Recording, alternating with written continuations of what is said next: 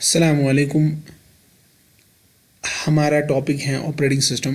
पिछले क्लास में भी हमने ऑपरेटिंग सिस्टम के बारे में बात की थी। ये ऑपरेटिंग सिस्टम का दूसरा लेक्चर है। आज हम ऑपरेटिंग सिस्टम के फंक्शंस देखेंगे। पिछले क्लास में हमने ऑपरेटिंग सिस्टम का इंट्रोडक्शन देखा था, उसकी डेफिनेशंस कुछ देखी थी और फीचर्स ऑफ ऑपरेटिंग सिस्टम देखा था। Today we will understand what are the different functions of operating system. इसमें हल्का सा इंट्रोडक्शन होगा, डिटेल इंशाल्लाह आगे आएगी। इनमें सारे जो इसके फंक्शंस हैं उनका थोड़ा थोड़ा सा इंट्रोडक्शन आ जाएगा आज। ठीक है, लेट अस मूव ऑन। इससे पहले कि हम स्टार्ट करें ऑपरेटिंग सिस्टम के फंक्शंस क्या है, पहले हम समझ लेते हैं पुरानी वाली क्लास यानी लेक्चर 1 में हमने क्या पढ़ा था। उसका निचोड़ इस स्लाइड में बताया गया है।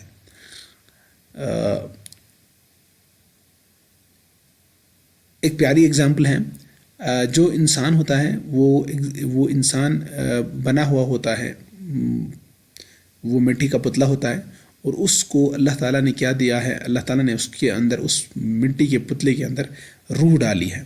और उस रूह के बाद, उस रूह मिलने के बाद ये दोनों जिस्म और रूह मिल के बनाते हैं इंसान को। और ये इंसान अब क्या होता है, ये इंसान जो है ये अब काम करने के लायक है। लेकिन क्या अभी ये काम कर सकता है? नहीं, अभी ये काम नहीं कर सकता है।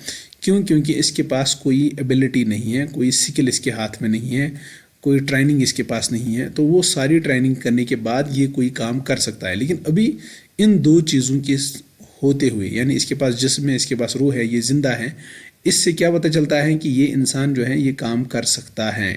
Now the person is capable of doing work.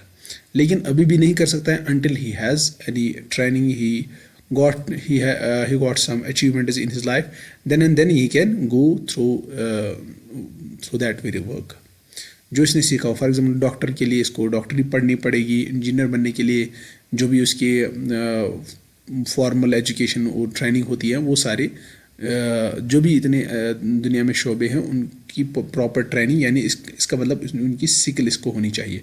वो स्किल अचीव करने के बाद ये वो काम कर सकता है। तो ये तो थी इंसान की बात। अब आते हैं मशीन पे, और मशीन में हमने कौन सा लिया है? कंप्यूटर। कंप्यूटर का जो भी हिस्सा होता है, जो हमें फिजिकल अपीयरेंस नज़र आती है, ये सारे क्या है? ये है हार्डवेयर। इट इज़ हार्डवेयर, ये हार्डवेयर है। तो हार्डवेयर यानी सेम ऐसा ही होता है हार्डवेयर जैसे इंसान के पास जिस्म होता है। ठीक है, और ये हार्डवेयर काम करने के लायक अभी नहीं है जब तक इसके अंदर क्या न डाली जाए? सोल, यानी रूह न डाली जाए। और रूह क्या है? रूह है ऑपरेटिंग सिस्टम। ऑपरेटिंग सिस्टम, ये हमने OS जिसे हम शॉर्ट में कहते हैं OS। तो ऑपरेटिंग सिस्टम जब इसे मिल जाएगा तो तब जाके हमारे पास एक सिस्टम होगा जो अब काम करने के लायक है। क्या अभी काम कर सकता है? नहीं, काम करने के लायक है। जैसे ये यहाँ पे इंसान था, ये काम करने के लायक है, वैसे ही ये सिस्टम अभी काम करने के लायक है। Why? Because it has hardware and it has software. System software यानी ऑपरेटिंग सिस्टम। तो अब ये काम करने के लायक है। काम करेगा? नहीं, अभी नहीं करेगा। क्यों? क्योंकि अभी यहाँ पे जो हमारे सिकल्स होते हैं, प्लस जब तक इसके सिकल्स ना आ जाएंगे, सिमिलरली यहाँ पे अगर हम इसकी एप्लीकेशंस ना ही ऐड करेंगे, इसकी एप्लीकेशन सॉफ्टवेयर इसमें नहीं इंस्टॉल करेंगे, तो ये सिस्टम काम नहीं कर सकता है। ठीक है, ये था पिछली क्लास का जो हमने निचोड़ निकाला था। ठीक है, फंक्शंस ऑफ ऑपरेटिंग सिस्टम में हम देखेंगे प्रोसेस मैनेजमेंट, यानी ऑपरेटिंग सिस्टम कैसे एक्ट करता है as process management. Similarly memory management, यानी ऑपरेटिंग सिस्टम कैसे मेमोरी को मैनेज करता है। डिवाइस मैनेजमेंट, कैसे डिवाइस को मैनेज करता है। फाइल मैनेजमेंट, कैसे फाइल को मैनेज करता है। ठीक है, ऐसे ही सिक्योरिटी कैसे प्रोवाइड करता है, एरर डिटेक्शन कैसे करता है, जॉब शेड्यूलिंग कैसे करता है। सो इन्हीं को हम देखेंगे इन डिटेल, इनको हम देखेंगे एक एक करके। ठीक है, तो बढ़ते हैं आगे वीडियो में। फंक्शंस ऑफ ऑपरेटिंग सिस्टम में पहले हम देखेंगे प्रोसेस मैनेजमेंट। प्रोसेस को कैसे मैनेज करता है। As all of you know that the process किसे कहते हैं? प्रोसेस का मतलब होता है कुछ एग्जीक्यूशंस होती हैं, कुछ इंस्ट्रक्शंस होती हैं जिनको एग्जीक्यूट करना होता है, तो वो प्रोसेस कहलाती हैं कंप्यूटर साइंस में। तो वो प्रोसेसेस जब एग्जीक्यूट हो जाएंगी तो हमें कोई आउटपुट मिलेगा।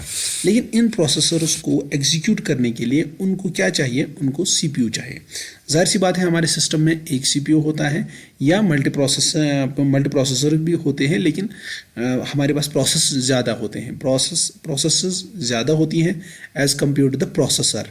प्रोसेसर जो होते हैं ये एक हो सकता है या एक से 2-4 भी हो सकते हैं, लेकिन जो हमारी प्रोसेसेस होती हैं, for example we have n number of process, P1 होगा फॉर एग्जांपल, उसके बाद P2 ऐसे करके, ठीक है, दूसरी प्रोसेस P2 आई, तो सिमिलरली P3 ऐसे करके बहुत सारी प्रोसेस आई हमारे पास। इन प्रोसेस को प्रोसेस करने के लिए क्या चाहिए, इनको सीपीयू चाहिए।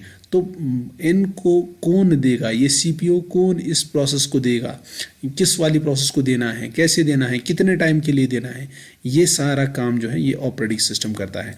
ऑपरेटिंग सिस्टम क्या करता है, इस प्रोसेस को मैनेज करता है। जो प्रोसेस हमारी होती है उन प्रोसेस को प्रोसेसर प्रोवाइड करता है, ठीक है। सो एक बार इसको पढ़ लेते हैं। An operating system manages the processor's work by allocating various jobs to it, ठीक है। ये वेरियस जॉब्स का मतलब होता है प्रोसेस, ठीक है, जो हमारी प्रोसेस आ जाएगी। प्रोसेस और प्रोसेसर के दरमियान थोड़ी डिफरेंस मालूम होनी चाहिए। To it and ensure that each process receives enough time for the processor to function properly, ठीक है। उसे इतना टाइम मिलना चाहिए कि एक प्रोसेस कंप्लीट हो जानी, ठीक है, एक प्रोसेस कंप्लीट हो जानी चाहिए, तो उतने टाइम के लिए उसे सीपीयू मिलना चाहिए। So this is called as process management of operating system. This is the one job of operating system. Next is memory management. Memory management में क्या पढ़ते हैं, मेमोरी मैनेजमेंट का मतलब ये होता है कि जो भी प्रोसेस या जो भी काम करना है सिस्टम को, उसके लिए मेमोरी चाहिए, और कभी मेमोरी चाहिए और कभी मेमोरी को छोड़ना है। कब चाहिए मेमोरी को और कब मेमोरी को छोड़ना है, ये मेमोरी से मुराद यहाँ पर है मेन मेमोरी। मतलब रैम के बारे में हम बात कर रहे हैं। रैम में प्रोसेस आई तो उसने अपनी जो प्रोसेस हमें मिली उसको हमने रैम में रखा, और रैम में कहाँ पे रखा ये कौन डिसाइड करेगा, ये डिसाइड करेगा हमारा operating system. That's why it is called as memory management. Sorry, we can say that operating system acts as a memory manager. It is a memory manager जो मेमोरी को मैनेज करता है, ठीक है। एलोकेट का मतलब क्या होता है, एलोकेशन का मतलब ये होता है कि जो हमारी मेमोरी आई उसके लिए जगह प्रोवाइड करना, ठीक है, मेन मेमोरी में। और डी एलोकेशन, जब इसका काम ख़त्म हुआ तो यहाँ पे इसको फिर अब गार्बेज कहते हैं, तो इसको हम डी एलोकेट करते हैं, यानी इस जगह को फिर हम खाली करते हैं फॉर द नेक्स्ट प्रोसेस और फॉर नेक्स्ट डेटा। तो इस चीज़ को भी, इस प्रोसेस इस मेमोरी एलोकेशन और मेमोरी डी एलोकेशन का काम जो है ये भी किसके स्पर्द है, ये काम भी हमारा ऑपरेटिंग सिस्टम ही करता है, ठीक है।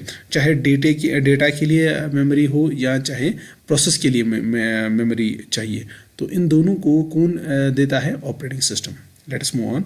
These were the two functions of operating system. Next is a device manager, ठीक है। Operating system acts edge device manager, यानी डिवाइस मैनेजमेंट का जो काम है वो भी कौन करता है, वो भी हमारा ऑपरेटिंग सिस्टम करता है। अब ये डिवाइस मैनेजमेंट क्या है, फॉर एग्जांपल हमारे पास कोई प्रोसेस आई और वो प्रोसेस किसी इनपुट आउटपुट डिवाइस की उसमें ज़रूरत पड़ती है। फॉर एग्जांपल हमें प्रिंट आउट निकालना है, तो किसी प्रोसेस में प्रिंट निकालने के लिए हमें प्रिंटर चाहिए, तो प्रिंटर जो है ये एक आउटपुट डिवाइस है। तो सिमिलरली ऐसे हमें कभी कीबोर्ड की ज़रूरत पड़ती है, तो कीबोर्ड के लिए हमें इनपुट डिवाइस की ज़रूरत पड़ी। Keyboard is an input device for such processes in which we need input and output devices. तो ये कौन देगा हमें, ये कौन एलोकेट करेगा एट दैट टाइम, कौन ये जो हमारे डिवाइसेस हैं इनको कौन कंट्रोल करेगा, ठीक है। तो ये काम भी कौन करता है, हमारा ऑपरेटिंग सिस्टम करता है। यानी आप यहाँ देख सकते हैं डिवाइस मैनेजर, ये काम कौन करता है, हमारा ऑपरेटिंग सिस्टम काम करता है। एप्लीकेशन सॉफ्टवेयर में हमने प्रिंट कमांड दे दी, ठीक है, तो इसका मतलब मुझे प्रिंटर चाहिए, तो लेकिन मुझे वो कौन देगा, वो प्रिंटर मुझे ऑपरेटिंग सिस्टम देगा, और ऑपरेटिंग सिस्टम ही फिर उसे डिसएंगेज करेगा। पहले एंगेज करेगा इस प्रिंट के लिए, फिर डिसएंगेज करेंगे, यानी अब जो काम खत्म हो गया नेक्स्ट प्रोसेस के लिए फिर इसे ये डिवाइस मिलेगा, ठीक है। तो इस तरीके से क्या हुआ, ये सारा काम जो है device manage, operating system acts edge device manager, यानी डिवाइस मैनेजमेंट का काम भी ऑपरेटिंग सिस्टम ही हमारा करता है। एक बार आप इस टेक्स्ट को पढ़ सकते हो, you can understand it well. Next is file management. हमारे सिस्टम में जो इन्फॉर्मेशन होती है, जो भी डेटा होता है, वो हम फाइल्स में सेव करते हैं। फॉर एग्जांपल जो भी हम डेटा या इन्फॉर्मेशन क्रिएट करते हैं, डिलीट करते हैं, ट्रांसफ़र करते हैं, कॉपी या स्टोर करते हैं, ठीक है, ये सारा फाइल सिस्टम अंदर में फाइल सिस्टम होता है। इंशाल्लाह ये हम आगे पढ़ेंगे फाइल सिस्टम कैसे काम करता है, ये फाइल सिस्टम में कैसे डेटा स्टोर रहता है, ठीक है। तो ये जो इसका स्ट्रक्चर होता है, ठीक है, फाइल या फाइल डायरेक्टरीज जो हमारी होती है, ये कैसे होती है, ये हम इंशाल्लाह किसी नेक्स्ट क्लास में देखेंगे। लेकिन यहाँ पे हमें ये समझना है, जो फाइल मैनेजमेंट का काम है ये भी ऑपरेटिंग सिस्टम ही करता है। डेटा को क्रिएट करना, डेटा को डिलीट करना, डेटा को ट्रांसफ़र करना, डेटा को कॉपी करना, डेटा को स्टोर करना है, किस जगह पे करना है, ठीक है, किस फॉर्मेट में रखना है, ये सारा काम जो है ये काम भी ऑपरेटिंग सिस्टम का ही है। तो यहाँ पे हम कह सकते हैं operating system acts as file manager, ठीक है। तो फाइल मैनेजर का काम भी कौन करता है, हमारा ऑपरेटिंग सिस्टम, यानी फाइल्स को मैनेज करने का काम जो है ये भी ऑपरेटिंग सिस्टम का ही काम है। आप इस स्लाइड को पॉज करके ये सारा टेक्स्ट पढ़ सकते हैं एक बार, और आपके जहन में इंशाल्लाह सारी बातें खुल जाएगी। Let's move on to the next slide. Next function of operating system is security.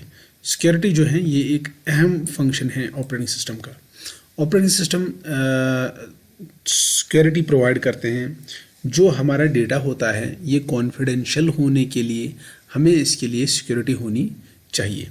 और सिक्योरिटी तरह तरह की होती हैं, जैसे अनऑथराइज्ड एक्सेस। अनऑथराइज्ड एक्सेस का मतलब ये होता है कि किसी भी ऐसे शख्स को ये अलाउ नहीं करेगा जो अनऑथराइज्ड हो, यानी जो उस डेटा का हकदार ही ना हो। तो इस मामले में क्या होता है, जब हम ऑपरेटिंग सिस्टम की बात करेंगे, वहाँ एक सेटिंग आती है यूज़र अकाउंट्स। यूज़र अकाउंट्स में हम अपने सिस्टम में एक लॉगिन क्रेडेंशियल्स लगते हैं, जैसे यूज़र नेम एंड पासवर्ड। जब तक हम उसको सही यूज़र नेम और सही पासवर्ड नहीं देंगे तब तक हम अपने सिस्टम के अंदर नहीं जा सकते हैं। तो इस ऐसे वाली प्रोटेक्शन को क्या कहा जाएगा, unauthorised access. So protection against unauthorised access. Okay, next is protection against intrusion. देखो ये क्या है, जो हमारे फायरवॉल होते हैं, जैसे ये मैंने एग्जांपल बताई है, ये फायरवॉल की इमेज यहाँ बनाई गई है। ये फायरवॉल क्या है, ये या तो हार्डवेयर हो सकता है या तो यूटिलिटी सॉफ्टवेयर होते हैं। तो ये हार्डवेयर या यूटिलिटी सॉफ्टवेयर ये काम आते हैं जब हम इंटरनेट के साथ जुड़े हुए होते हैं। जब इंटरनेट के साथ जुड़े होते हैं तो वहाँ ख़तरा ज़्यादा होता है कि कोई ऐसा डेटा आए जो हमें सिस्टम के लिए हार्मफुल हो। तो ऐसे डेटा को ये फ़िल्टर करते हैं कौन, फायरवॉल जो होते हैं ये इनको फ़िल्टर करते हैं। तो यानी इंट्रूजन कहते हैं ऐसा डेटा जो हमारे सिस्टम में ज़बरदस्ती घुसना चाहता है, ठीक है।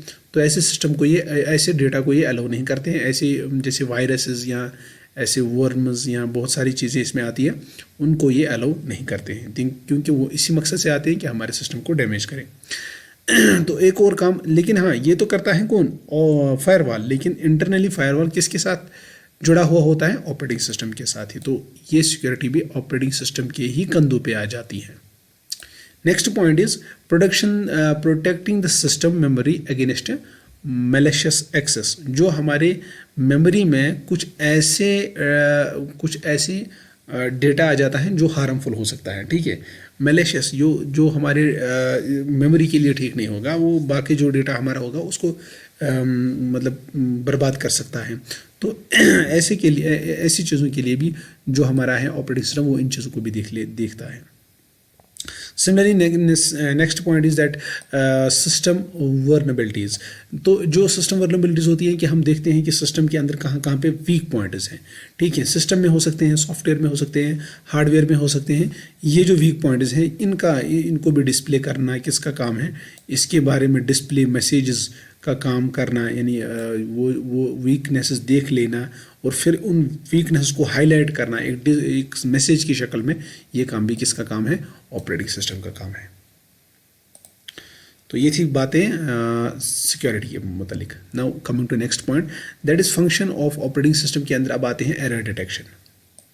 एरर डिटेक्शन में देखते हैं कि जो हमारे एक्सटर्नल थ्रेट्स होते हैं, जैसे कुछ सॉफ्टवेयर ऐसे आ जाते हैं जो हमारे सिस्टम को क्या करते हैं, डैमेज करने की कोशिश करते हैं, यानी मलेशियस सॉफ्टवेयर होते हैं जिसमें ज़्यादातर मशहूर होते हैं वायरसेस, जिन्हें कहते हैं डे टू लेमैन की लैंग्वेज में जिन्हें हम वायरसेस कहते हैं।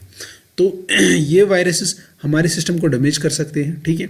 तो या ऐसे ही बहुत सारे हार्डवेयर डैमेज हो जाते हैं, या हार्डवेयर अंदर से डैमेज होते हैं, या प्रॉपरली काम नहीं करते हैं। तो इन सारी चेक्स को कौन करता है? ये जो चेक्स हो रही हैं ये ऑपरेटिंग सिस्टम के सुपर्द हैं, और इनको कहते हैं एरर डिटेक्शन। यानी जहाँ पे भी इसे एरर मिलेगा ये उसको हाईलाइट करेगा। अब एरर किस किस्म का हो सकता है? ये तो है एक्सटर्नल थ्रेट हो सकता है, ठीक है, या ऐसे ही हार्डवेयर में कोई डैमेज हो सकता है। इवन सॉफ्टवेयर में भी अगर कोई एरर होगा तो उसको भी एरर डिटेक्शन में ऑपरेटिंग सिस्टम हमें हाईलाइट करके देगा, ठीक है। बाकी आप इस स्लाइड में पॉइंट्स दिए गए हैं, आप इनको पढ़ सकते हो एक बार, ठीक है। Next is job scheduling. Job scheduling भी ऑपरेटिंग सिस्टम का एक अहम फंक्शन है। अब ये जॉब शेड्यूलिंग डिटेल में आ जाएगा इंशाल्लाह ऑपरेटिंग सिस्टम में, लेकिन यहाँ पे थोड़ा सा इंट्रोडक्शन देख लेंगे। मल्टीटास्किंग ऑपरेटिंग सिस्टम है। मल्टीटास्किंग ऑपरेटिंग सिस्टम क्या है, ये हम टाइप्स ऑफ ऑपरेटिंग सिस्टम में देखेंगे। फिलहाल के लिए मैं ये कहूँगा कि जो एक ऑपरेटिंग सिस्टम है उसको मल्टीटास्किंग करना है, यानी बहुत टास्क उसको मिलेंगे। फॉर एग्जांपल 1 2 3, इसको 3 टास्क एक साथ करने हैं। तो वो क्या करता है, वो साइमल्टेनियसली इन तीनों पे काम तो नहीं कर सकता है, लेकिन वो टाइम को ऐसे मैनेज करता है कि हमें लगता है कि तीनों काम कर रहे हैं, ठीक है, ये साइमल्टेनियसली तीनों एग्जीक्यूट हो रहे हैं। वो क्या करता है, वो टाइम को मैनेज करता है। फॉर एग्जाम्पल 1 सेकंड इसको दिया इस वाली प्रोसेस को या इस वाले जॉब को, फिर 1 सेकंड इसको दिया, फिर 1 सेकंड इसको दिया, फिर वापस आया, इसको फिर से 1, इसको फिर से 1, इसको फिर से 1, ठीक है। फॉर एग्जाम्पल ये वाला जो काम है ये 5 सेकंड्स में कंप्लीट होने वाला था, ये 10 में कंप्लीट होने वाला था, और ये 15 में कंप्लीट होने वाला था, ठीक है। तो ऐसे करके पहले ये कंप्लीट होगा 5, जब ये सबको 1 1 1 देगा, जो 5 बार आएगा तो ये वाला कंप्लीट होगा, फिर इन दोनों के दरमियान फिर रहेगा। तो अगर इस बीच कोई और टास्क हुआ तो वो भी एक क्यू में रहेगा और उसको भी अपना टाइम स्लॉट मिलता जाएगा। तो इसे कहते हैं मल्टीटास्किंग, ठीक है। ये काम भी कौन करता है, ये काम भी ऑपरेटिंग सिस्टम ही करता है। यानी किस प्रोसेस को या किस टास्क को कितना टाइम देना है, कितनी बार उसे प्रोसेसर देना है, कौन सा डिवाइस देना है, क्या देना है, ये सारा काम कौन करता है, ऑपरेटिंग सिस्टम। एक बार मैं इस चीज़ को पढ़ लेता हूँ। जॉब शेड्यूलिंग में in a multitasking operating system where multiple programs run simultaneously, बहुत सारे प्रोग्राम एक साथ चलते हैं, ठीक है। The operating system determines which application should run in which order and how time should be allocated to each application, ठीक है। इस डायग्राम से भी आप कुछ इस डायग्राम में दिए गए हैं functions of operating system. Please check that.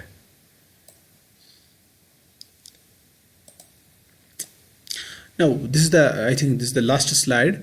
Different choices of operating system. कभी कभार हम इस बहस में पड़ जाते हैं कि ऑपरेटिंग सिस्टम विंडोज़ है, ये भी ऑपरेटिंग सिस्टम है, एप्पल का जो है मैक ऑपरेटिंग सिस्टम, या एंड्रॉयड जो हमारे फ़ोन में हो।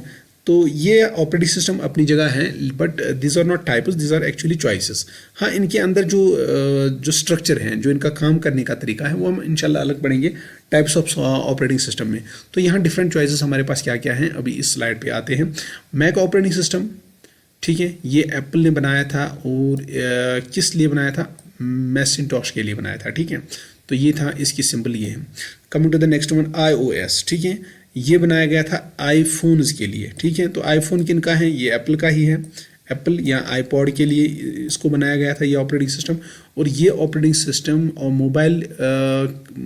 मोबाइल की दुनिया यानी मोबाइल सिस्टम में डेवलप हुआ था, और ये 2007 में पहली बार मार्केट में आया था, ठीक है। Now coming to the next one, that is Linux. Linux जो है ये Unix like computer operating system है, ठीक है। तो ये एक ओपन सोर्स सॉफ्टवेयर है, ओपन सोर्स सॉफ्टवेयर और फ्री भी है, ठीक है, ठीक है। ये ओपन सोर्स या फ्री सॉफ्टवेयर ये क्या होते हैं इंशाल्लाह टाइप्स ऑफ सॉफ्टवेयर में बताएंगे। अगर इस टाइम इतना एक्सप्लेन करेंगे तो वीडियो लंबी हो जाएगी। इस वक्त हमें सिर्फ नाम बताने हैं और इस लाइनेक्स की जो इमेज सिंबल है या क्या कहते हैं उसको, लोगो है, वो ये है। Coming to the next one, Android जो जितने भी हमारे टच स्क्रीन मोबाइल अभी तक चल रहे हैं या स्मार्टफोन जिन्हें कहते हैं या टैबलेट जो हमारे होते हैं उनमें ये एंड्रॉयड होता है, ठीक है, एंड्रॉयड होता है और उसकी सिंबल ये है, आप देख सकते हैं उसकी सिंबल, सिंबल नहीं, what you call as logo. Okay, coming to the next one, that is Microsoft, बहुत ही मशहूर माइक्रोसॉफ्ट विंडोज़ उसका लॉगो ये है। Graphic user interface operating system है, ठीक है। ग्राफिक यूज़र इंटरफेस क्या है, जब हम DOS disk operating system types of operating system में पढ़ेंगे इंशाल्लाह डॉस ऑपरेटिंग सिस्टम और किसी और या GUI ग्राफिक यूज़र इंटरफेस के बारे में, तब जाके आपको समझ आ जाएगा ये क्या है GUI ग्राफिक यूज़र इंटरफेस। ये मैं वहाँ पर समझाऊंगा इंशाल्लाह, ठीक है। तो ये किसने बनाया है, माइक्रोसॉफ्ट ने, कंपनी का नाम माइक्रोसॉफ्ट है, तो ऑपरेटिंग सिस्टम का नाम माइक्रोसॉफ्ट विंडोज़ है। Okay, next is BSD operating system. ये बनाया गया है, खुसूसी बनाया गया था, it is on the base of ये यूनिक्स प्रोग्राम बेस्ड है, लेकिन इसके ऑथर जो हैं रिचर्ड स्टेवन्स, तो इन्होंने जो बनाया ये असल में इन्होंने सर्वर के लिए बनाया, वेब सर्वर के लिए बनाया था, और इन्होंने पहले इसे अपने पर्सनल वेब सर्वर के लिए बनाया था, ठीक है। तो इसकी जो उसका जो लॉगो है वो लॉगो ये है, ठीक है। लास्ट में हम देखते हैं हमने आज क्या पढ़ा। आज हमने फंक्शंस ऑफ ऑपरेटिंग सिस्टम पढ़ा। इससे पहले वाली क्लास में हमने ये 3 टॉपिक देखे थे, इसमें इंट्रोडक्शन आया, इसमें डेफिनेशन आई थी और इसमें फीचर्स ऑफ ऑपरेटिंग सिस्टम हमने पढ़े थे। बट टुडे आज के वीडियो में हमने सिर्फ ये देखे फंक्शंस ऑफ ऑपरेटिंग सिस्टम, और इसके साथ चॉइसेस हमारे क्या हैं, चॉइसेस ऑफ ऑपरेटिंग सिस्टम हमारे क्या है, वो हमने आज देखा। तो दीजिए इजाज़त, इंशाल्लाह मिलते हैं अगले वीडियो में, तब तक के लिए अल्लाह हाफ़िज़।